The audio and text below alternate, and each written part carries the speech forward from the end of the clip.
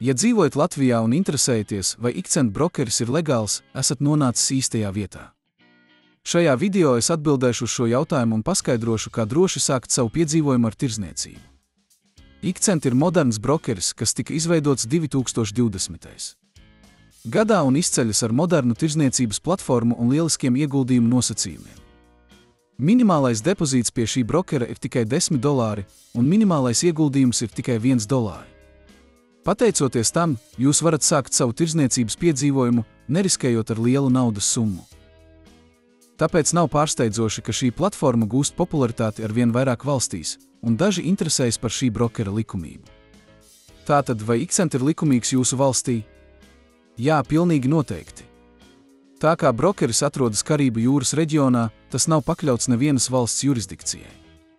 Vienīgais ierobežojums, kas ar to saistīts, ir tas, ka brokeris nevar veikt reklāmas kampaņas valstīs, kurās tirdzniecība ir aizliegta. Lai atvērtu kontu Ikcent, dodieties uz tīmekļa vietni, uz kuru atradīsiet saiti aprakstā, un pēc tam nospiediet pogu augšējā labajā stūrī. Šeit ievadiet savu e-pasta adresi un paroli, pēc tam izvēlieties vēlamo konta valūtu.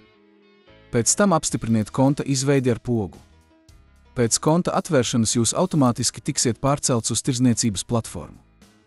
Atverot kontu no aprakstā redzamās saites, jūs iegūsiet piekļuvi bezmaksas demo kontam un 150% depozīta bonusu.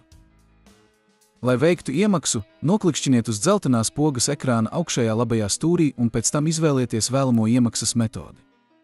Jūs varat veikt iemaksu, izmantojot kriptovalūtas, tiešsaistes makus un bankas pārskaitījumu. Noguldījumu un izmaksu metodas katrā valstī atšķiras. Lai izņemtu naudu, jums būs nepieciešams verificēt savu kontu, kam nepieciešams personu apliecinošs dokuments un adrese. Es ceru, ka šis videoklips jums bija noderīgs.